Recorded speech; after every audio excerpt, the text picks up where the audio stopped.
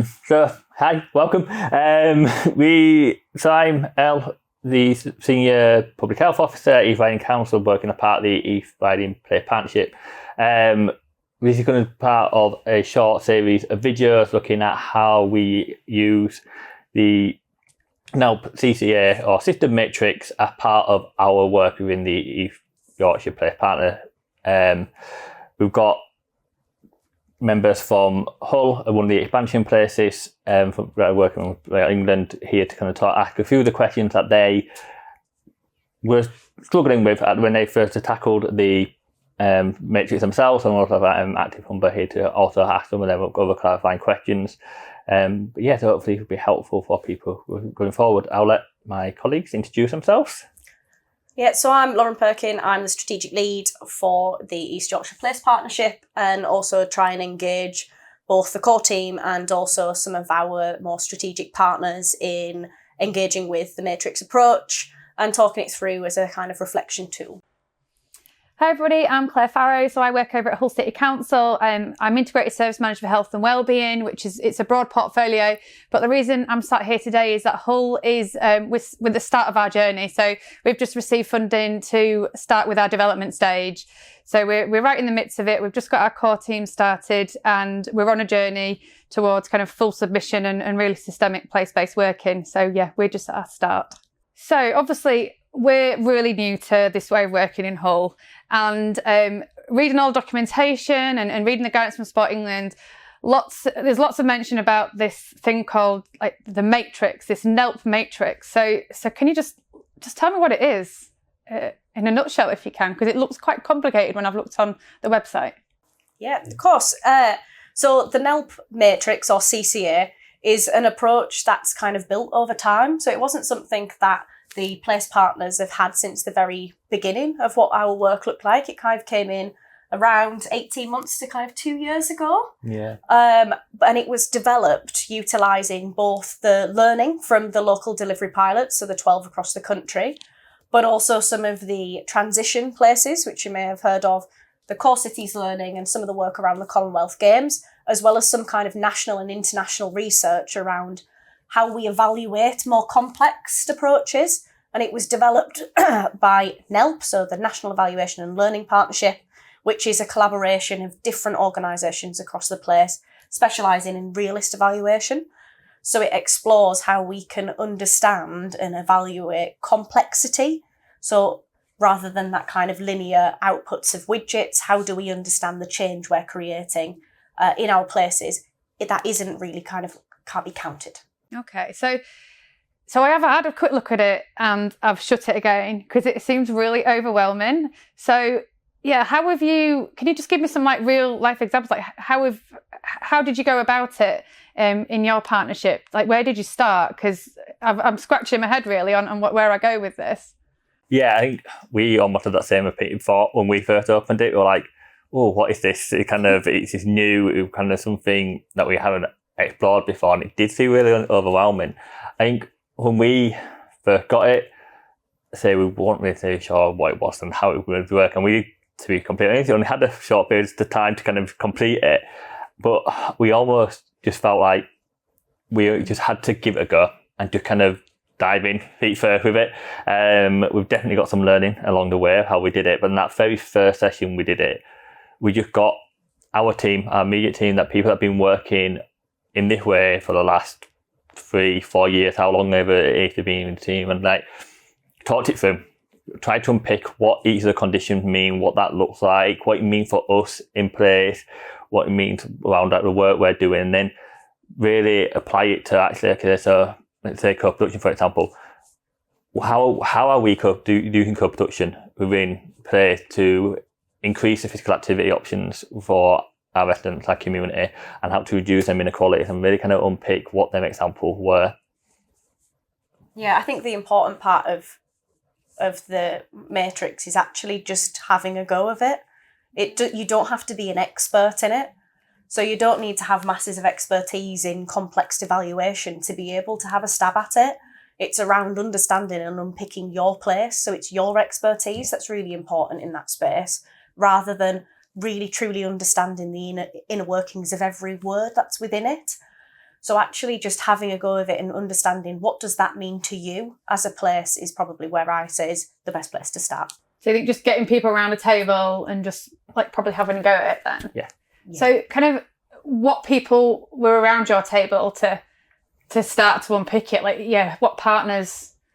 So when we're doing it in Wimsey, Lauren might be able to give a different example through her experience of being and working in different places. But from Wimsey, when we went to start to Wimsey, we very much just kept it with our team initially, and it was just them people that have been working on the ground, working this way, our kind of immediate team, that brought to bring them around the table and understand it. As we've kind of developed the work and started to do it more frequently, we have started to incorporate broader audiences.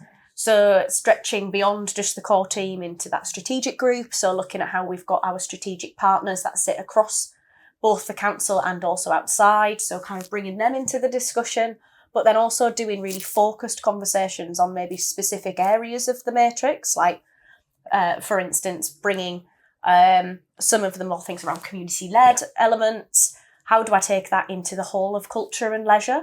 So we're having a conversation in a different way with them in a more workshopy setting rather than in just a direction here. How do we put this into this?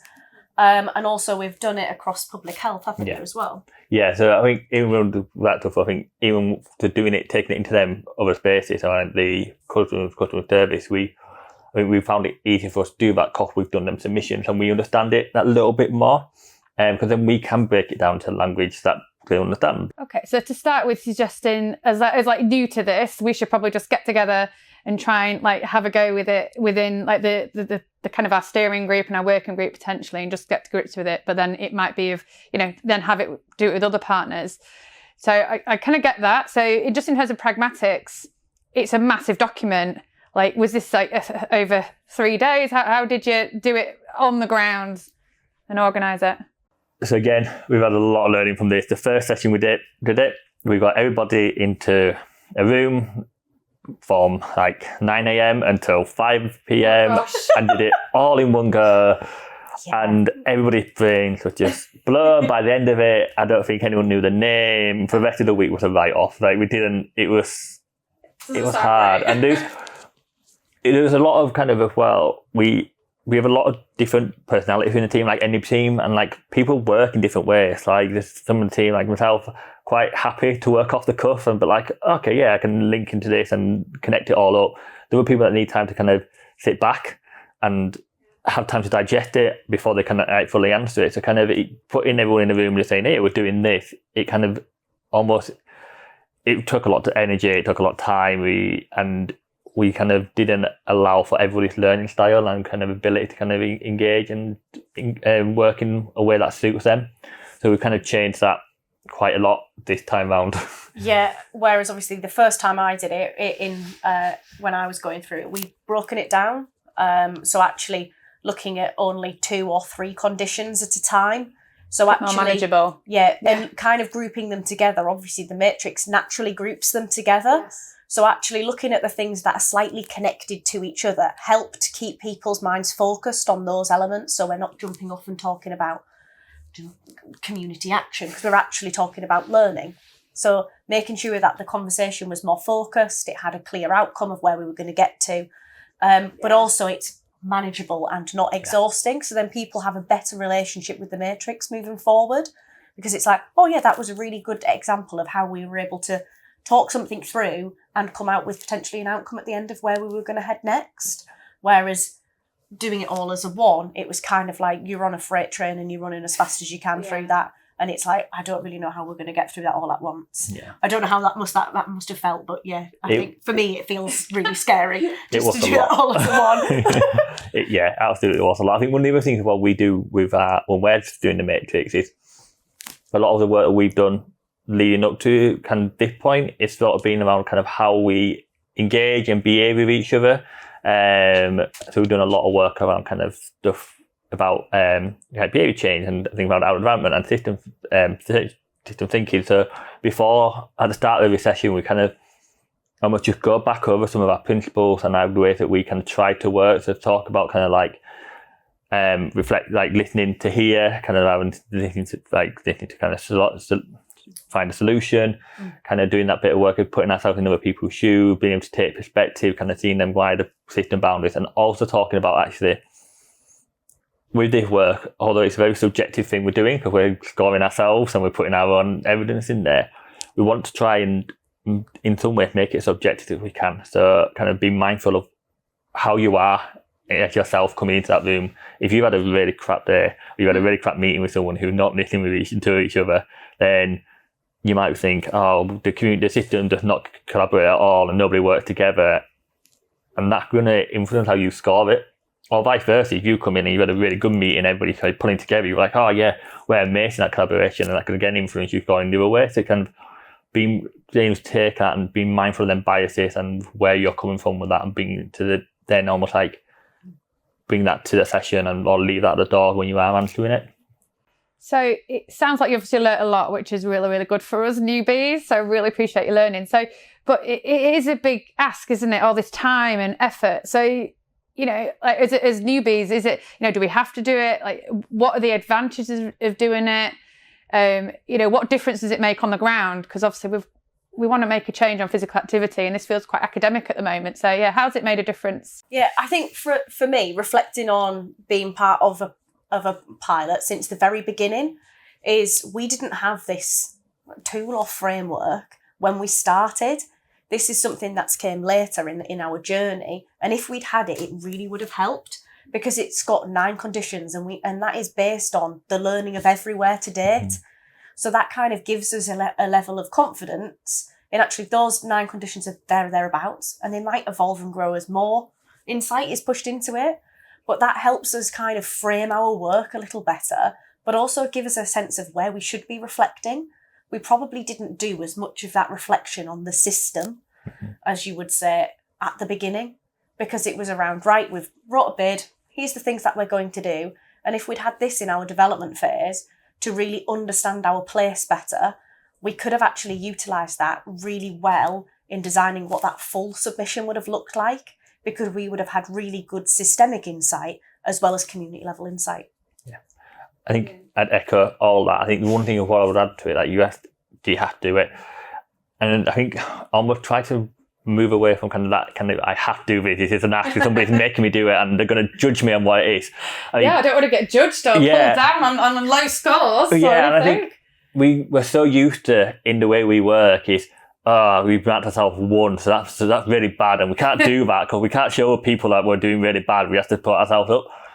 The idea of this is it is a reflection tool, and it's more for you than it is for NELP or Sport England. That NELP, but you use it to collect evidence, to collect data, and see how they all interlink with each other and how to kind of create the change. See this is for yourself to say, actually, we might not be scoring very high on this. What does that mean to us though? That are we happy with that? Like, there is some things that we've got ourselves that weren't high, and we're like, well, that's fine. That was never with some of the stuff that we're doing with that, was never our intention to set out and do that. It's the things that things like co-production being community led that we really set out to try and do. So hopefully we're scoring higher on them. And if we're not, then let's underpick them bits a little bit more and understand that why we're scoring higher. So don't see it as I've got to do this and it's going to be judging. Just see it as a real tool for you to really think, actually, where do we go with this work? How do we do it? And it's not something to kind of beat you with, or it's not even something like a carrot to incentivize you. It's literally just that reflection tool and a way for you to engage in a way that we didn't have when we first started. It sounds like it's kind of helps us to have a bit of a more systemic conversation at place that is based on evidence, because people have been before us. So that's absolutely reassuring. So I'll be thankful for the matrix now. And it'll be really good by the sounds of it for our full application as well, to have some of those broader conversations. What recommendations have you got for newbies, and I guess kind of what are the key difficulties that we can learn from? I think for me, the recommendation, if one wants to pro, just try not to be scared of it. Just try and just engage in it, take a bit of a stab at it and kind of see how you go. Kind of just understand what it means to you, unpick it and work out what that language actually means to you. It will have a slightly different meaning in your place than it will to us. Yeah, and just try it more than anything else.